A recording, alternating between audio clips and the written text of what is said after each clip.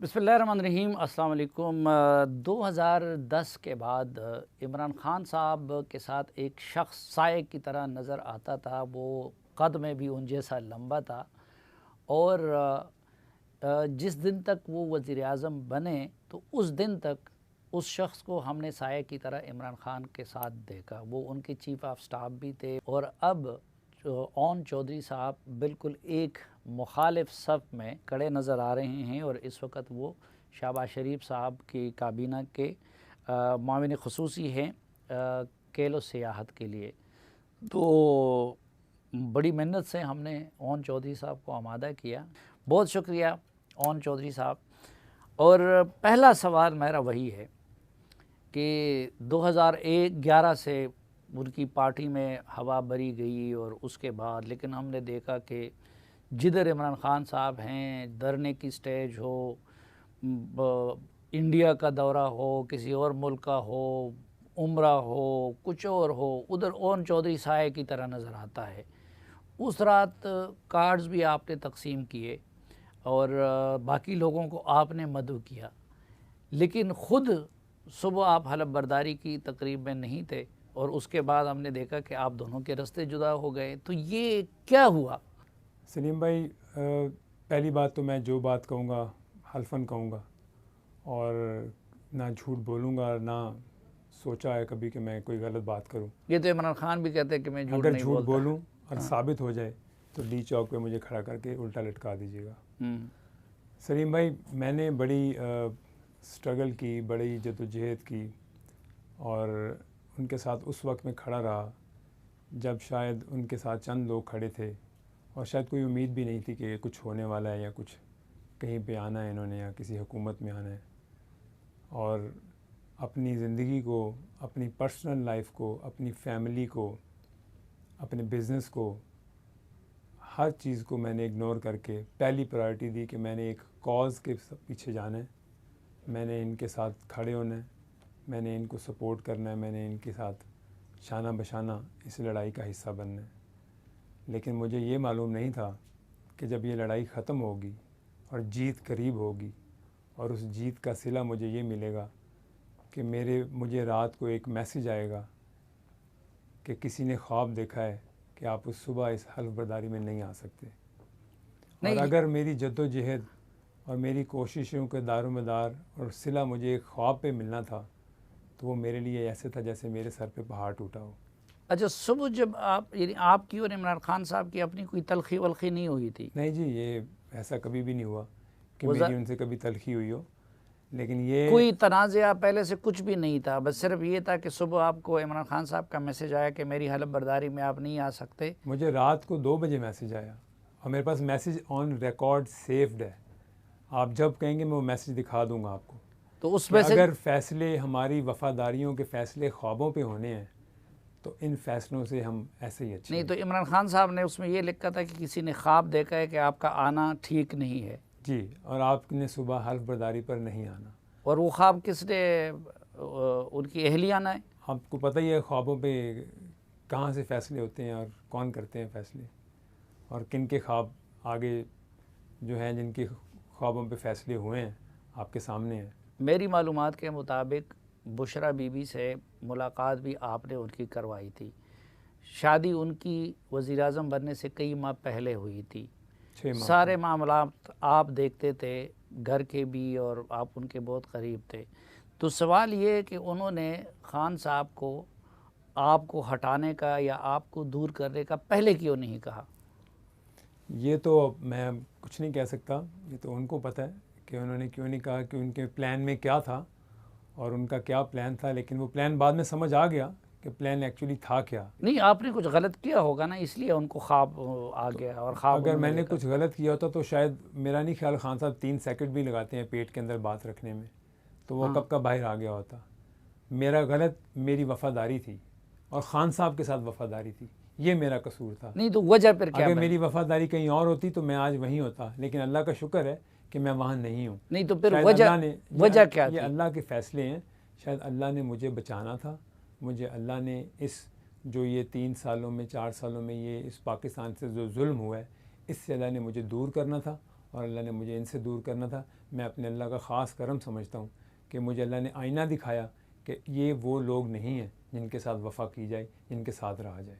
नहीं, लेकिन मैं फिर उसी सवाल पे आऊँगा कि आप किस नतीजे तक पहुँचे हैं कि आपको आखिर चलो ख्वाब की बुनियाद पे दूर किया गया एक एसएमएस के ज़रिए, लेकिन वजह क्या थी? क्या तकलीफ़ थी उनसे? आप कोई जहांगीर तरीन नहीं थे, आप कोई क्योंकि अलीम मैं खान वो नहीं थे? दीवार था जिस दीवार को उन्होंने अबूर करना था और उनके अपने मकासद पूरे होने थे। वो क्या मैं वो मकासद है? रुकावट था। वो मकासद आपके सामने हैं। जो गैंग आगे आई, जिस गैंग ने इस पाकिस्तान को चलाया, जिस गैंग ने पंजाब को चलाया, ये वो गैंग के पीछे प्लान थी कि इसको हटाओ और ताकि हम अपने मकासद में पूरे होंगे। और आपने देखा उस गैंग में कौन कौन थे? उस गैंग में जनाब खातून अव्वल की जो दोस्त हैं फ़रा गोगी, हाँ, एहसन जमील गुजर, और एक तोहफ़ा और आया जिसको बाद में उस्मान बुज़दार साहब की शक्ल में वो सामने ले आए। हाँ। प्रॉब्लम ये है, कहने का मकसद ये है कि मैंने अपनी किसी वफ़ादारी का अवार्ड नहीं लेना था। मकसद कहने का ये है कि ये एक प्लान साजिश थी। ये इनका प्लान था कि इसको हटाना है और हमने अपने मकासद पूरे करने हैं। और वो मकासद क्या थे? मैंने ख़ुद प्राइम मिनिस्टर को आकर बताया। मैंने कहा ये आपने ये इतना बड़ा ब्लंडर कर दिया है, ये आपने ये क्या कर दिया है? इस नाहल को पंजाब, आधा पाकिस्तान इसके हवाले कर दिया है। और उसका सिला मुझे ये मिला कि ठीक अगले एक हफ़्ते के अंदर मुझे पंजाब की काबीना से भी अलहदा कर दिया गया। आपने आके इमरान खान साहब को, बुज़दार साहब की वन शिकायत ऑन है? वन मीटिंग में मैंने इमरान खान साहब को बताया कि सर, आपके पंजाब को उस्मान बुज़दार नहीं, फ़रा गोगी और उनका मियाँ एहसन जमील गुजर चलाते हैं। मैंने उनको वन ऑन वन बताया और मैंने उन्हें कहा कि सर ये इसलिए हमने ये जद्दोजहद नहीं की थी। इन लोगों के लिए, ये कौन लोग हैं जिन लोगों की जो जितनी तकर्री हो रही हैं, जितनी पंजाब में ब्यूरोक्रेसी चेंज हो रही है, जो वहाँ मंडी और बाज़ार लगा, वो किस लिए लगा? वो हमने ये जद्दोजहद इसलिए की थी कि ये लोग आके मुसल्लत करेंगे आप हमारे ऊपर। नहीं, तो ये फ़रा गोगी और उनकी मियाँ वगैरह बकौल आपके जो कुछ कर रहे थे, तो इसका बुशरा बीबी, क्योंकि वो तो कहते हैं कि बड़े नेक खातून हैं, और मानी का ख़ानदान, उनकी इसमें सरपरस्ती थी या कि नहीं, वो लाइलम थे? देखें, ये शीशे के घर में ये रहते हैं और ये लोगों को पत्थर मारते हैं। मैं ये नहीं कहना चाहता कि ये क्या प्लान था और क्या नहीं था। ये पूरी दुनिया को पता है और ज़ुबान ज़द आम है कि किसका प्लान था, कौन हुकूमत चलाता था पीछे बैठ के, किसके हुक्म चलते थे, पंजाब में किसका ऑर्डर चलता था, पंजाब में किसके नाम से ट्रांसफ़र पोस्टिंगें होती थी।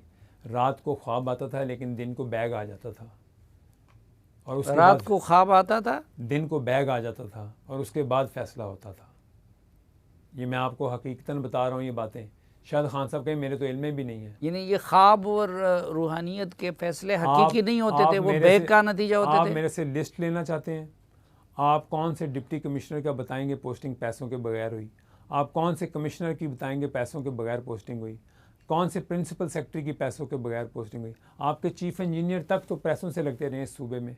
इस सूबे के साथ ये तो हुआ है। क्या इमरान खान इस चीज़ से लाइल्म है? क्या उनको इस चीज़ का, वो वज़ीर आज़म पाकिस्तान होने के बावजूद, तो ख्वाब तो बरिगाला में देखा जाते थे, लेकिन तो बैग लाहौर पहुंच जाता था।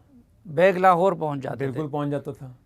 आप ये बात करते हैं। मैं आपको एक बात बताऊं, मेरा दिल खून के आंसू रोता है कि मैं इस कैबिनेट का, इस हुकूमत का हिस्सा क्यों रहा।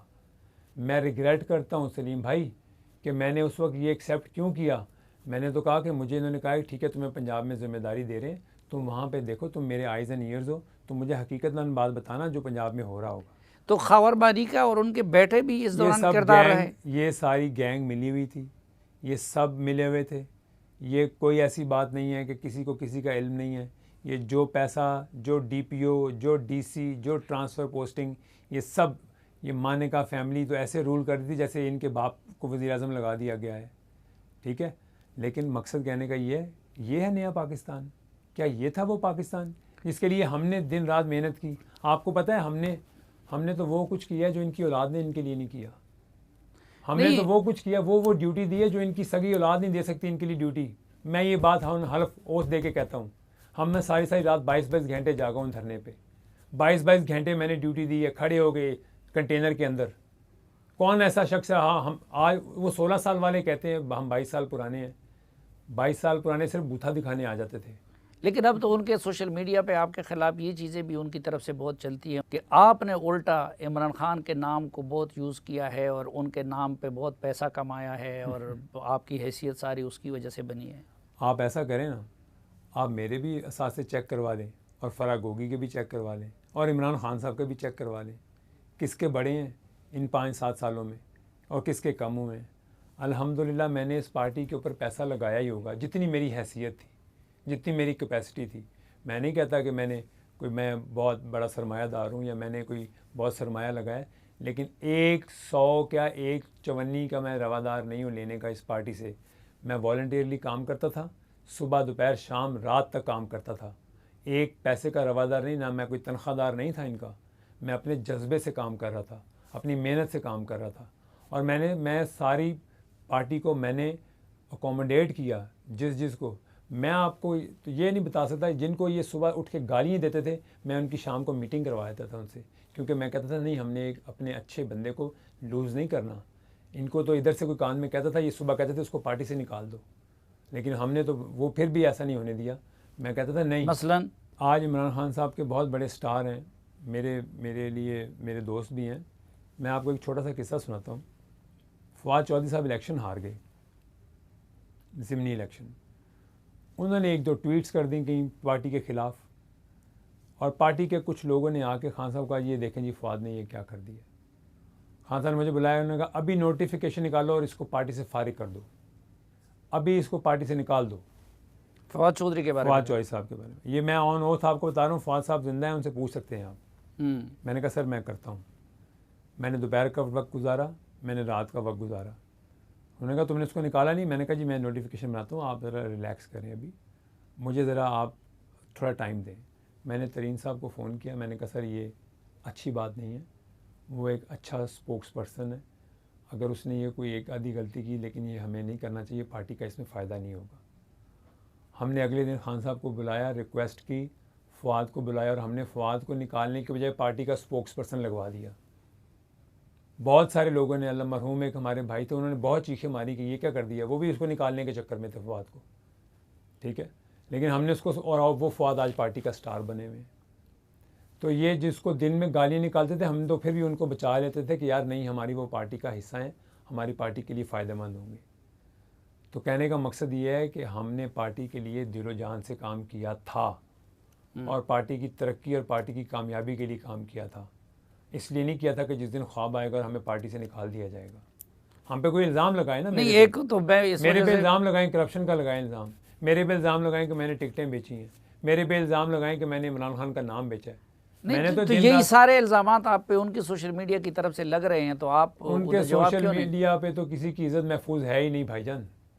उनका सोशल मीडिया तो लोगों की इज्जतें उछाल रहा है। मैं तो ये भी उनको सोशल मीडिया को कहूँगा, तो आप दलील और जवाब क्यों नहीं दे? मैं उनको जवाब दे नहीं हूँ, मैं अल्लाह को जवाब दे हूँ। उनकी क्या हैसियत है? वो तो आपको और किसी को भी नहीं बख्शते हैं, आपको भी इस चीज़ का इल्म है। वो तो हर किसी जिसने पार्टी के ख़िलाफ़ जाना है उसने उसको बिकाऊ कह देना है। ये तरबियत नहीं है, ये तरबियत ना दें सोशल मीडिया को। अगर हम आपकी बातें खोलने को बैठे तो आपका सोशल मीडिया तो आपको डिफेंड ही नहीं कर सकेगा। मैं आपकी बातें खोलने को आया तो आपका सोशल मीडिया आंखें बंद करके, कान बंद करके घर बैठ जाएगा, ये मैं आपको बता रहा हूँ। लेकिन मैं कहता हूँ कि आप अपने सोशल मीडिया को लगाम दें, उनको कहें लोगों की इज्जत मत उछालें, लोगों की इज्जत नहीं। सोशल मीडिया तो उनके 16,000 के करीब पेड लोग हैं, तो आप किसकी बात कर रहे हैं? जो भी पेड लोग हैं, आपके लीडर ने आपको कहना होता है ना, मैसेज तो लीडर की तरफ से जाता है ना, या लीडर कहता है कि उनको गालियाँ दो। लेकिन हम ये कहते हैं, मैं आज आपके प्रोग्राम के तवज्जो से ये बात उनके सोशल मीडिया को एक पैगाम देना चाहता हूँ, आप प्लीज़ ये ना करें, और ख़ास तौर पे मेरे साथ तो बिल्कुल ना कीजिएगा, क्योंकि मैं वो कुछ करूँगा जिसका आपके पास जवाब नहीं होगा। मैं बात करूँगा, हक़ाइक़ पे बात करूँगा जो हकीकत है, और मैं दलाइल से बात करूँगा जो मेरे साथ हुआ और जो मैंने किया, मैंने अपने ज़मीर की आवाज़ से किया। आपका मुँह उठाते हैं, आप ज़मीर फ़रोश कह देते हैं। आपको पता है ज़मीर फ़रोश होते क्या हैं? आप मुँह उठाते हैं, आप गद्दार कह देते हैं। आपको पता है कि गद्दार कहते किसको हैं? आपने मुल्क का ठेका लिया हुआ है कि आप मुल्क के ठेकेदार हैं? आप होते कौन है किसी को गद्दार? अच्छा, मैं इसलिए भी आपकी रिस्पेक्ट करता था कि जब आप खान के साथ थे तो आप उनके साथ लायल थे, और सैकड़ों मरतबा मेरे पास भी आए हैं मुझे बनाने के लिए, और मेरे सामने खान की सफाइयाँ करते थे। आज आप ये गवाहियाँ दे रहे हैं, मैं उस वक्त भी आपको बताता था कि जो मेरी माँ को गालियाँ पढ़वाता है ये उसको, आज चलो ये एक गवाही तो दे दे कि ये जो हमारी ट्रोलिंग होती थी ये खान के ईमा पे होती थी या वो लोग अपने तय करते थे? आप मुझे बताएं, मैं खान साहब की मर्ज़ी के बगैर किसी को उनको मिलवा सकता था? नहीं मिलवा सकता था। हाँ। तो उनकी मर्ज़ी के बगैर अगर आप कहें कि किसी की ट्रोलिंग होती है, उल्टा उनको चाहिए कि उनको कहना कि आप ये मत करें, किसी की इज्जत को ऐसे नहीं उछालें। इसका मतलब ये है कि किसी की रजामंदी तो होती थी ना। तो रजामंदी के बगैर तो कोई वर्कर काम नहीं करता ना, अपने लीडर की मुखालफत में तो कोई काम नहीं करता। तो ये खान साहब जो दीन की बात करते हैं, हमारे बिल मारूफ की बात करते हैं, और दूसरी तरफ हमारे माओ को गालियाँ 2018 से पहले दीन कहाँ था? 2018 से पहले हमने तो कभी दीन की कोई बात, हम तो चाहते थे कि हमसे दीन की बातें करें, लेकिन ये मज़हब की बात को बीच में, इस्लाम को और दीन को लाना, मैं इस चीज़ का कायल नहीं हूँ। ये उनका अपना एजेंडा है, जो भी है।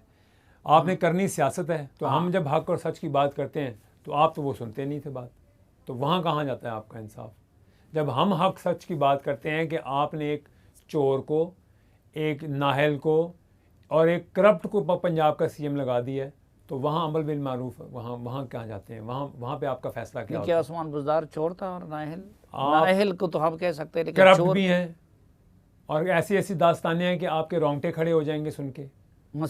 मसलन आपको आगे नज़र आ जाएगा कैसी कैसी दास्तान खुल के बाहर आएगी उनकी, कैसे कैसे इंकशाफ होंगे, आपके सामने आ जाएंगे। नहीं, वो तो बड़ा सादा आदमी है यार बेचारा। और मैं भी सादा आदमी हूँ, मैं आपको क्या लगता हूँ? मैं आपको नहीं, आप तो खैर बड़े जानदीदा आदमी है। और नहीं, लेकिन वो सादा लोग जो होते हैं वो ज़्यादा घुने होते हैं, और सादगी का जो लिबादा ओढ़े होते हैं ना, उनको ज़्यादा अपनी वारदात करने का तरीक़ाकार आता है। लेकिन आप तो शुरू में उनकी टीम का हिस्सा रहे, तो क्या आपने ऑब्जर्व किया सलीम भाई, उनकी कैपेसिटी कितनी थी? सलीम भाई, गवर्नेंस जिस शख्स को नेस्ले और नेस्पा का डिफरेंस नहीं पता, अगर आप प्रेजेंटेशन ले रहे हो, मैं ये बात ऑन ओथ कह रहा हूँ, जिसको पीसीबी के चेयरमैन का नहीं पता कि वो क्या होता है, उसको आप पंजाब का वज़ीर आला लगा दें और आप कहें नहीं ऑन, तुमने उसको सुनना है, उसकी मदद करनी है। बुज़दार साहब को नेस्ले और नेस्पा का फ़र्क मालूम नहीं था। मैं आपको ये बात हकीकतन कह रहा हूँ कि प्रेजेंटेशन के वक्त उसके बाद पता चला जी, उनको पूछा गया कि ये नेस्ले और नेस्पा में फ़र्क क्या है, तो मैं अगर 1 घंटा उनकी प्रेजेंटेशन, मैंने कहा आपने ज़ाया कर दिया है, तो पहले ही आप पूछ लेते कि जिनको DGA, GDA, LDA, CDA, RDA का नहीं पता, उसको आपने वज़ीर आला लगा दिया। नहीं तो इस तरह जिसको सेक्रेटरी इम्प्लीमेंटेशन का ना पता हो, जिसको सेक्रेटरी आपके एडिशनल सेक्रेटरी DS का ना पता हो, उसको आपने लगा दिया है। आपने आधे पाकिस्तान के ऊपर एक ऐसा शख्स लगाया जिसका आपको पता है कि ये किस तरफ से आया है, और क्योंकि वो डमी लगाना है, आपने डमी लगा के आपने अपना काम चला। नहीं तो जो LDA को नहीं जानता था, जो नेस्ले और नेस्पा के फ़र्क और फिर उसने LDA में ऐसे ऐसे काम दिखाए कि आपकी सोच होगी। नहीं तो मैं यही जानना चाहता हूँ ना, जिसको LDA और GDA और RDA का नहीं पता था, उसने नहीं ऑन भाई, मैं ये कि अगर बुज़दार साहब को LDA और उसका पता नहीं था GDA का, तो फिर उसने करप्शन कैसे की? इतना सादा आदमी करप्शन कैसे कर सकता है? तो ये है, क्या हमने इस दिन के लिए ये जद्दोजहद की थी? क्या हमने नए पाकिस्तान के नारे इस बुज़दार के लिए लगाए थे, फ़राग गोगी के लिए लगाए थे, एहसन जमील गुज्जर के लिए लगाए थे? क्या ये जद्दोजहद इन लोगों के लिए थी कि ये सूबा इनके हवाले कर दिया जाएगा? तकलीफ़ इस बात की है, तकलीफ़ ये है कि आपने अपने लॉयल लोगों को दूर कर दिया। आपने अलीम खान जैसे लॉयल लोग, उस वक्त जब आप अलीम खान की गाड़ियाँ इस्तेमाल करते थे। नाज़रीन, एक मुख्तसर सी ब्रेक लेते हैं और वापस आएंगे तो ओन चौधरी साहब, ज़ाहिरी बात है कि इंसाइक्लोपीडिया है वो इमरान खान साहब की ज़ात का, तो उस हवाले से मज़ीद भी उनसे कुछ सवालात करेंगे एक मुख्तसर से वक्फे के बाद।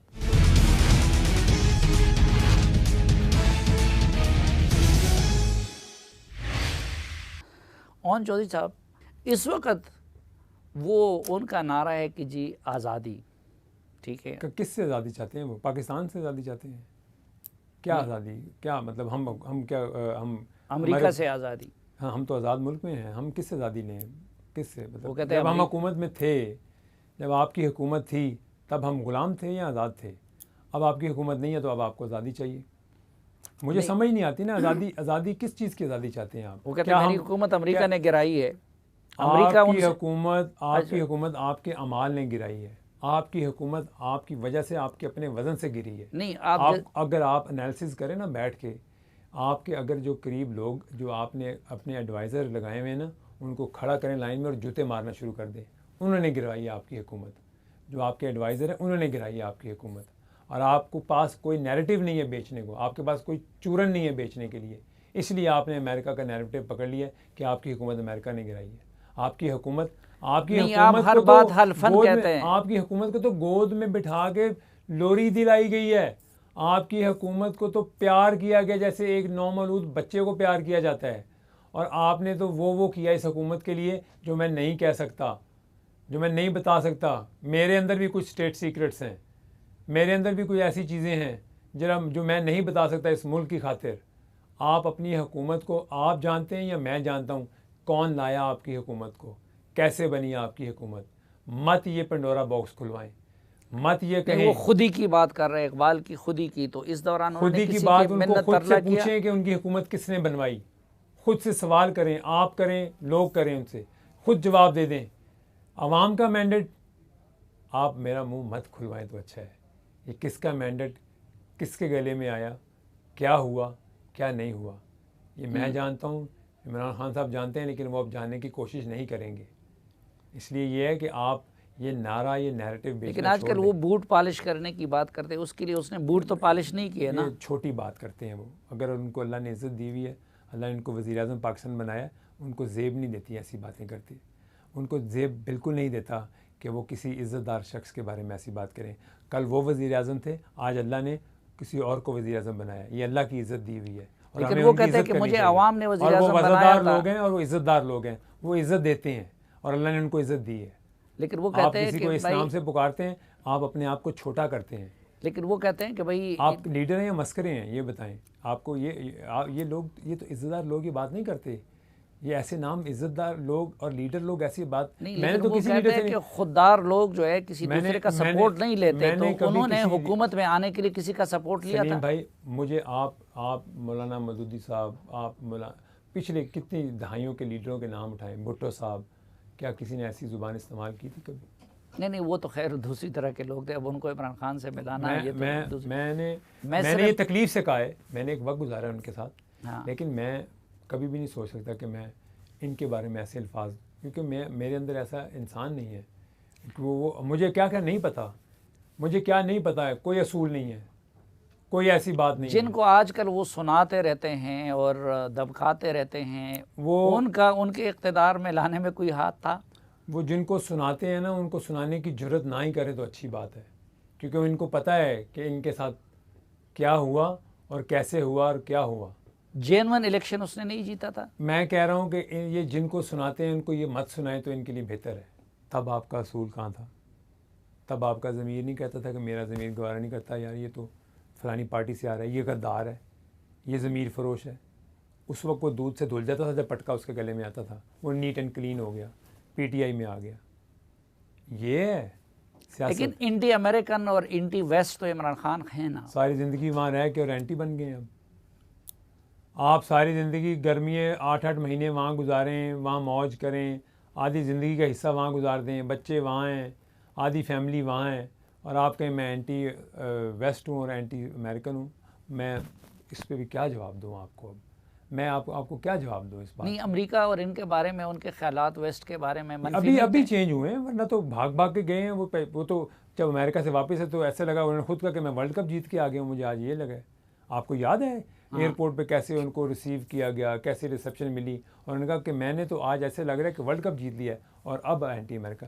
क्योंकि आपके पास कुछ जवाब ही नहीं है देने को कि आपको आपकी परफॉर्मेंस की वजह से निकाला गया है। उनको ये एतराज़ भी है ना कि अपोजिशन के लीडर किसी से क्यों मिले, बल्कि वज़ीर-ए-आज़म मोदी से क्यों मिले थे।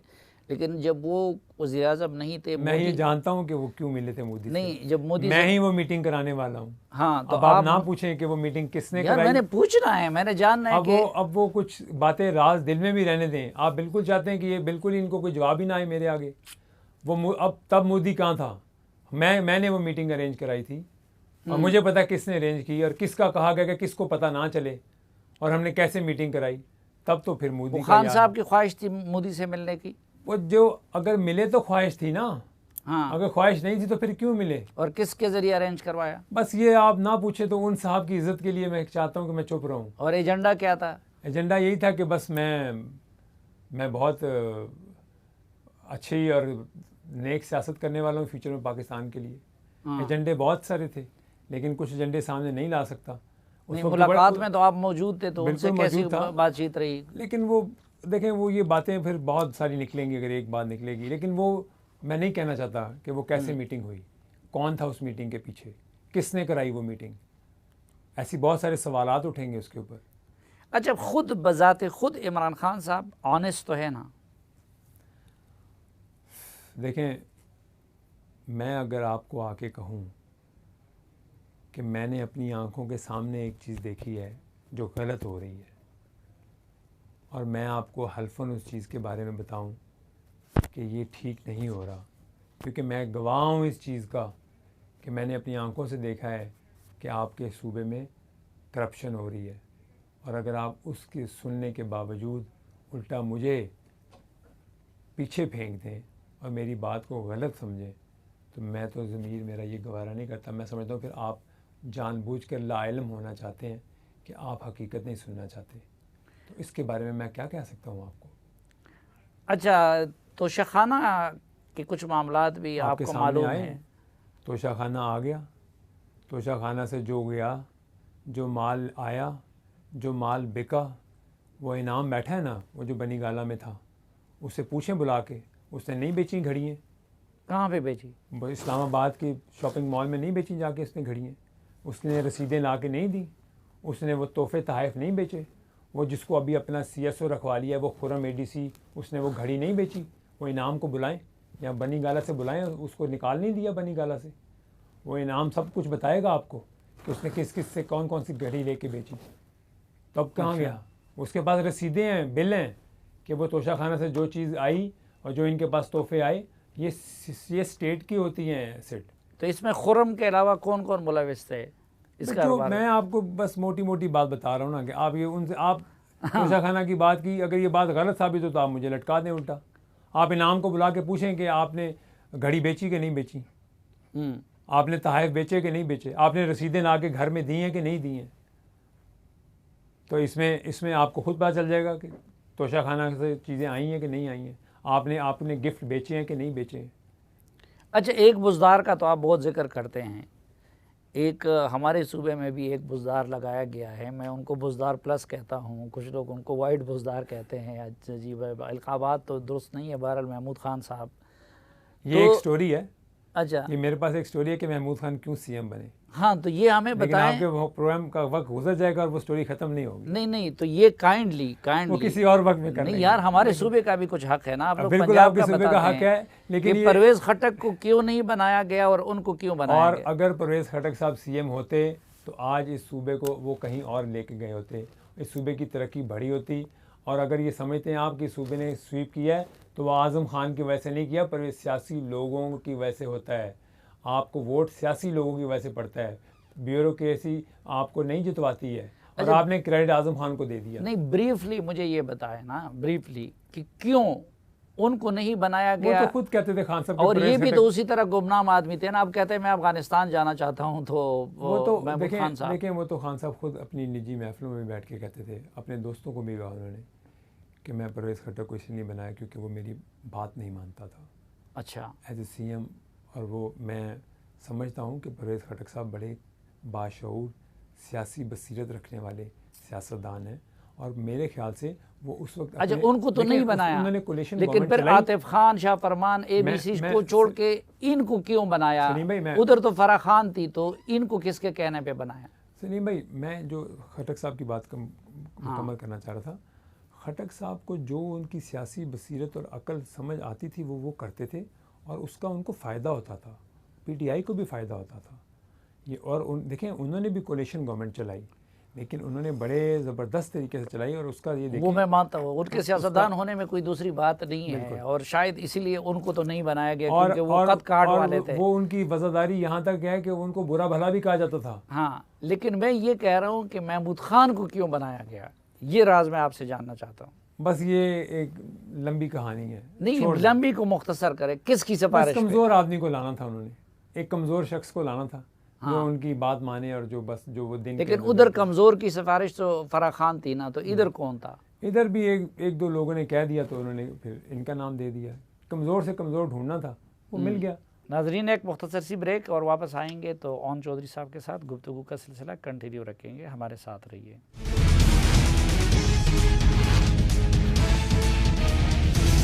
आप ओन चौधरी जो है वो ताकतवर को नहीं छोड़ता, आप एक ताकतवर को छोड़ के आप उस जहांगीर तरीन के पास क्यों गए कि जिस जहांगीर तरीन के ख़िलाफ़ अदालत का फ़ैसला आ चुका था? देखें, इस पे मैं आप चाहूँगा कि आपने मेरी बात सुनी है। तरीन साहब से मेरा सिर्फ सियासी ताल्लुक़ नहीं है, तरीन साहब की मेरा फैमिली ताल्लुक़ है। उनकी बेगम साहबा, मैं उनको अपनी वालदा का दर्जा देता हूँ, वो मेरी माँ की तरह हैं और उन्होंने भी मुझे अपने बच्चों की तरह, मेरे साथ उनका एक रिश्ता है। और ये जब रिश्ते ऐसे होते हैं वो सियासत से बालातर होते हैं, और जहाँ पे ऐसे रिश्ते हों वहाँ पे मैं सियासत को कुछ भी नहीं समझता। और जो इन्होंने तरीन साहब के साथ किया है और जो तरीन साहब की खिदमात हैं इस पार्टी के लिए, जो तरीन साहब ने इस पार्टी के लिए, इस पार्टी को ऑर्गेनाइज़ किया, धरने से लेके हुकूमत को बनाने वक्त तक, हुकूमत रिफ़ॉर्म की, एक एक उठाकर MPAs को, MNAs को बुलाकर पार्टी ज्वाइन कराकर इनकी मरकज़ में भी हुकूमत बनाई, इनकी सूबे में भी हुकूमत बनाई। और आज उस जहांगीर तरीन पे इन्होंने उनकी बच्चों तक पे FIR वो तो कहते हैं कि वो अपने जहाज़ का भी किराया लेते थे, एक टके के भी रवादार नहीं थे वो लेने के। जितना जहाज़ हेलीकॉप्टर उनका इस्तेमाल हुआ, इसका जहांगीर तरीन ने किराया नहीं लिया था। कभी तरीन साहब ने अपने जहाज़ का कोई किराया आज तक नहीं लिया। ये बात जो कहता है आप उसको मेरे सामने लाएं, मैं आपको उसको झूठा साबित करके दिखाऊंगा। कभी जहांगीर तरीन साहब, बात पैसे की नहीं है, बात डिटर्मिनेशन की है, बात आपके जज्बे की है, बात आपकी लगन की है, लगाव की है। जिस लगाव से उन्होंने पार्टी के साथ काम किया, पार्टी को ऑर्गेनाइज़ किया और पार्टी के लिए पैसा भी खर्च किया। बनी गाला का दफ्तर उन्होंने ऑर्गेनाइज़ कराया, पार्टी का सेक्रेटेरिएट उन्होंने ऑर्गेनाइज़ कराया, पंजाब का सेक्रेटेरिएट उन्होंने ऑर्गेनाइज़ करवाया। और इसका खर्चा जहांगीर तरीन, खान साहब उनकी टीम नहीं, एक मिनट, इसका खर्चा जहांगीर तरीन उठाते थे? बिल्कुल, तरीन साहब ने उनकी जहाँ तक भी वो कर सकते थे वो पार्टी के लिए करते थे। और धरने पे भी उन्होंने बहुत, मैं गवाह हूँ, मैं बनीगाला और इस सेक्रेटरीट का खर्चा आई वॉज पार्ट ऑफ धरना टीम, आई वॉज देयर। तरीन साहब ने एक एक सड़कें के मामला, सफाई के मामला, खाने के मामला, टीम बनाई, ट्रांसपोर्ट बनाई, और साउंड सिस्टम वाला, लाइट सिस्टम वाला, अलीम खान साहब की टीम, सब ने मिलकर काम किया। वहाँ पे कहाँ थे वो पुराने, वो कहते थे मैं 20 साल पुराना हूँ, मैं 26 साल पुराना हूँ। हमें तो उसको कोई नज़र नहीं आता था 26 साल पुराना। 22-22 घंटे हम जागते थे। मकसद कहने, लेकिन कहते हैं जहां तरीन साहब ने जवाब में कमाया भी बहुत, ये सब्सिडी वगैरह। ये बड़ी एक नामुनासिब सी बात है कि आप एंड में ये कह दें कि उन्होंने अपने कारोबारी बेनिफिट्स लेने के लिए ये हुकूमत का साथ दिया। तब आपको कारोबारी बेनिफिट्स नज़र नहीं आते थे जब आप उनका जहाज़ इस्तेमाल टैक्सी की तरह करते थे। जब आप जुडिशल कमीशन में उन्होंने हर टीम उन्होंने तैयार की, आप एक एक लॉयर की टीम वो तैयार करते थे, पार्टी को ऑर्गेनाइज़ वो करते थे, लोगों की जॉइनिंग्स वो कराते थे। और आज आपने एक छोटा सा अल्फाज बोल दिया जो कि एक बड़ी छोटी बात कर दी आपने कि अलीम खान ने अपनी ज़मीन रेगुलाइज़ करानी थी। अलीम खान तो आपकी पार्टी से आने से पहले का अपनी सोसाइटियों का काम कर रहा है। अगर वो इतना बदनाम था, अगर इतना बुरा था अलीम खान, तो आप तब भी ना लेते अपनी पार्टी में। आपने अपनी पार्टी के जलसे भी ऑर्गेनाइज़ कराए अलीम खान से, आपने अपनी पार्टी के काम भी करवाए अलीम खान से। कौन सा ऐसा काम, कौन सा ऐसा इलेक्शन है जिस पे अलीम खान ने सपोर्ट नहीं किया आपको, फाइनेंशियली सपोर्ट किया? मैं इस चीज़ की विटनेस हूँ, बिल्कुल किया सपोर्ट। आपके लाहौर के इलेक्शन, आपका इलेक्शन, आपका लाहौर की अपनी सीट का इलेक्शन अलीम खान लड़ता रहा। आपने तो उसको टिकट भी नहीं दिया 2013 में, वो तो फिर खड़ा रहा आपके साथ। और 18 में आपने बुजदार, क्योंकि आपको हुक्म आया और आपने उसको अंदर करा दिया। ये बात दुरुस्त है कि अलीम खान को इमरान खान ने अंदर करवाया था? देखें, ये बात मैं नहीं कहता, बाकी लोग बहुत कहते हैं। और वो ये भी कहते हैं कि अलीम खान साहब बेकसूर थे और उनके सिर्फ कसूर ये था कि वो CM के कैंडिडेट थे और इसलिए उनके साथ ये सलूक हुआ। और अभी तो वो कह रहे हैं कि नैब को कोई और चला रहा था, लेकिन चेयरमैन नैब को तो खुद इन्होंने भी ब्लैकमेल किया था ना। आप अपने दोस्तों के लिए ऐसे फ़ोन कर सकते हैं कि उनके केसेस बंद करा दिए जाएं, तब आपके असूल कहाँ जाते हैं? किस दोस्त के लिए फ़ोन किया? बस कई, एक दोस्त नहीं, कई मेहरबान दोस्तों के लिए आपने फ़ोन करके आपने कहा कि जी इनके केसेस आज़म खान बंद के हैं। लिए? मैंने कहा ना जी कई ऐसे दोस्त हैं, तो तब आपके असूल कहाँ जाते हैं? आपने नहीं कराए तो आप हलफ दे के कह दें कि आपने नहीं कराए। आपको ये चीज़ें, आपको बड़ी बड़ी बातें तब याद नहीं आती। उनकी भी होने दें इंक्वायरी, उनकी भी स्क्रूटनी होने दें। उनको नैब को इंक्वायरी करने देनी चाहिए थी उनकी। आपके अभी भी आपके ऐसे केसेस हैं खड़े में, आपके केसेस, आपको पता चल जाएगा उन केसेस में है क्या। आपको फॉरेन फंडिंग में पता चल जाएगा क्या है। फॉरेन फंडिंग में क्या है आपके सामने आ जाएगा जो केस है, आपको पता चलेगा। लेकिन आपके तो बहुत पहले से सब कुछ सामने है ना। आपको सामने आ जाएगा, जो कुछ आएगा आपके सामने होगा। ये सब केसेस जो हैं ये तब तक आप, जब आप इक़्तिदार में थे, जब आप इक़्तिदार का मज़ा लेते हैं, तब आपको हर चीज़ लगती है कि आपके अंडर कंट्रोल है, लेकिन आपको ये नहीं पता ये वक्त गुज़र जाना होता है। ये वक्त गुज़रना है और किसी और वक्त ने आना है। आपको उस वक्त की तैयारी करनी चाहिए। और जब आपके वो वक्त आए तो आप कहते हो कि आपने, गद्दारों ने हमारे मुल्क में आ गए हैं, ज़मीर फ़रोश आ गए हैं इस मुल्क में। 6 महीने पहले तो कोई गद्दार की बात नहीं चल रही थी, कोई ज़मीर फ़रोश की बात नहीं चल रही थी। तब तो आप कह रहे थे मैं चाहता हूँ कि ये मेरे पर जहांगीर तरीन और अलीम खान के अलावा भी सुना है कि बहुत सारे लोगों ने तोहफे तहाइफ दिए हैं शमूलियत के मौका पे। देखिए ये मैं इस बारे में नहीं आता कि किसी ने क्या दिया क्या नहीं दिया, लेकिन जिसने जो दिया है वो बस वो उनका ज़र्फ़ है और इनका ज़र्फ़ है। जो हुआ है वो अल्लाह ही जानता है क्या हुआ है। बाकी बातें तो आप बहुत सारी सुनते हैं, लेकिन जो इस मुल्क के साथ हो गया ना, मैं समझता हूँ कि इस मुल्क के साथ जुल्म हुआ है इन 4 सालों में। इस पंजाब के साथ जुल्म, ऐसा जुल्म हुआ है कि तारीख़ में ऐसा जुल्म नहीं हुआ। पंजाब के मैं पंजाब से ताल्लुक़ रखता हूँ, मेरा भाई लाहौर से इलेक्ट हुआ, ठीक है। और मैं आपको बताऊँ, नून लीग के ख़िलाफ़ लाहौर से इलेक्शन लड़ना आसान नहीं है। बड़े बड़े इनके स्टार बैठे हैं, आए ना अगली दफ़ा आएँ, लड़के दिखाएं इलेक्शन, मैदान लगेगा, पता चल जाएगा कौन कितने पानी में है। और आप उठाते हैं किसी को गद्दार बोल देते हैं, किसी को आप ज़मीर फ़रोश बोल देते हैं। आप अपने गिरेबान में तो झांके कि आप खुद क्या हैं। नहीं, खुद आप, यही बुनियादी सवाल है। लेकिन जब आपके पास ये लोग आ रहे थे तब आप चौधरी साहब आपसे ज़्यादा करीब से उनको किसी ने शायद देखा हो खलवत में, जलवत में, उसमें। नंबर 1, मैं तो उनको महब वतन समझता हूँ। आप समझते हैं कि नहीं? नहीं, मैं इस बारे में, मैं उनकी तरह ऐसा इल्ज़ाम नहीं लगाना चाहता कि मैं कहूँ कि जिसकी मैं वजाहत ना कल को दे सकूँ। लेकिन मैं कहता हूँ कि जानते हुए भी कुछ चीज़ों को इन्होंने इग्नोर किया और जानबूझकर किया। दूसरा, इस वक्त वो अपनी ऐसे लोगों की इन्फ्लुएंस ली जिनका सियासत से दूर दूर तक कोई ताल्लुक़ नहीं था, जिनका पार्टी से दूर तक कोई ताल्लुक़ नहीं था। मैं ऐसे मिनिस्टर आपको बताऊं जो खुद कहते हैं कि हम पैसे दे के मिनिस्टर बने पंजाब में, खुद कहते हैं वो। और ऐसे मिनिस्टर वफाक में बताऊं, अनिल मुसर्रत और आरिफ नकवी के साथ इनका ताल्लुक़ क्या था? जी, उनकी दोस्ती बड़ी अच्छी, अनिल मुसर्रत से भी। आरिफ, बुनियाद क्या है? देखिए, अनिल मुसर्रत उनके पुराने दोस्त हैं। नमल में भी उनके फ़ंड रेजिंग करते थे, शौकत खानों में भी की, बेसिकली नमल में ज़्यादा करते थे। लेकिन अनिल मुसर्रत एक्चुअली तो, जुल्फ़ी बुखारी इतना ज़्यादा अहम क्यों है? जुल्फ़ी साहब के पास बहुत सारी गिदड़ सिंगी हैं, तो वो अपना स्किल दिखाते हैं, अच्छी, is a good PR pan, तो इसलिए वो काम चला लेते हैं अपना। इमरान खान साहब दूसरों को झूठा कहते हैं मैं खुद सच बोलता हूँ। झूठ बोलते हैं इमरान खान साहब?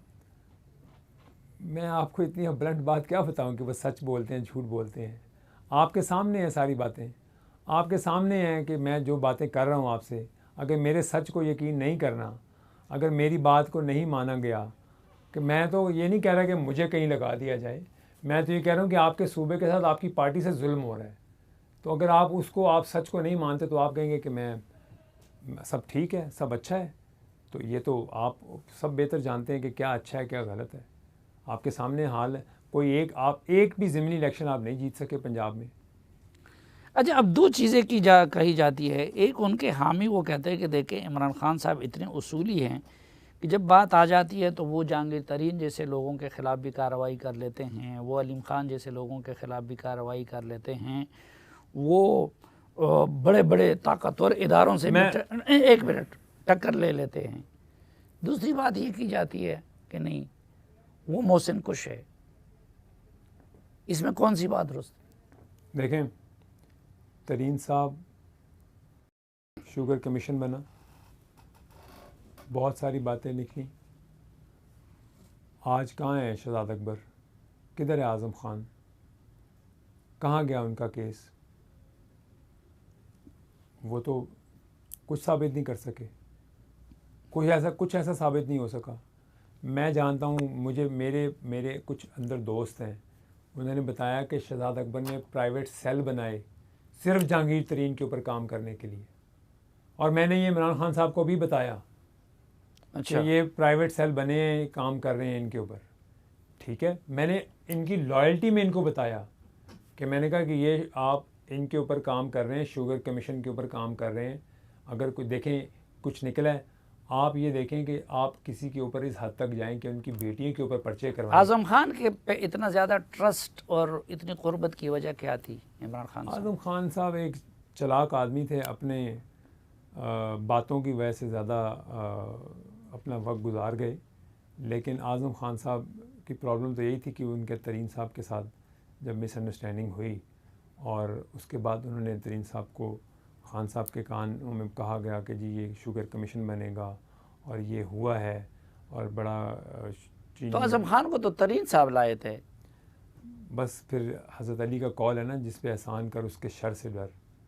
तो जिस पे आपने एहसान किया हो, हमने भी कुछ और एहसान किए होंगे, तो आज हमें भी उनके शर उन्होंने मारा है। तो ये तो मौला अली 1400 साल पहले। अच्छा, एक आखिरी सवाल, ये जो इमरान खान, और मैं मौला अली के बड़ा मानने वाला हूँ। हाँ। और ये बात मैंने जिस दिन मेरे साथ ये हुआ तो मुझे उसी दिन मेरी वालदा ने कहा कि चुप कर जाओ, बस अल्लाह ने तुम्हारे लिए कोई बेहतरी लिखी है। अच्छा चलो, उस वक्त तो आप चुप कर गए, लेकिन ये हम कौम जानना चाहती है कि इमरान खान साहब की टीम में कोई उनको हक सच बात करने वाला कौन कौन लोग 4-5 सिरे फहरिस्त थे, और उनको मिसगाइड करने वाले या इस वक्त उनको जिस रास्ते पे लगाए कौन कौन लोग ज़्यादा मिसगाइड करने में अहम थे? देखिए, मेरे ख्याल से तो मेजॉरिटी ज़्यादा है मिसगाइड करने वालों की। जो चंद एक मुखलिस लोग थे वो उनसे दूर हो गए। और ठीक है, लीडर सबकी बातें सुनते हैं और सबकी सुननी चाहिए, लेकिन अपने मुखलिस लोगों को दूर नहीं करना चाहिए। आप ये जो मुनहरिफ अराकीन की बात करते हैं, ये मुनहरिफ अराकीन क्यों बने? क्योंकि खान साहब ने इनको 4 साल कहीं किसी खाते में नहीं लिखा, कहीं उनकी ये ऐसे ही लावा पकता है ना आपके अंदर जब आपको इग्नोर किया जाता है। जहांगीर तरीन साहब वो शख्स थे जो इन लोगों को मिलते थे, इन लोगों की ग्रीवेंसेस दूर करते थे, इन लोगों से बात करते थे, वो सियासी लोगों को समझते थे, सियासी लोगों के मामलात को हल कराते थे। तो ये लोग सियासी लोग होते हैं। नहीं, मिसगाइड करने वालों में अगर आप 5 नाम बता दें, 1 2 3 5 नहीं है, दर्जन नाम है। नहीं, लेकिन टॉप के 5। लेकिन वो आप मेरे से नाम ना पूछें, आपको पता है सब नामों का, और आप सबसे वाकिफ़ हैं, आप उन सबसे वाकिफ़ हैं जो उनको पुदीने के पेड़ पे चढ़ाए बैठे हैं कि आप मुसलमान उम्मा के लीडर हैं। आप ऐसे लोग, आपको ऐसे लोगों का पता है वो जो कह रहे हैं बस आप ही आप हैं, बाकी सब कुछ नहीं है।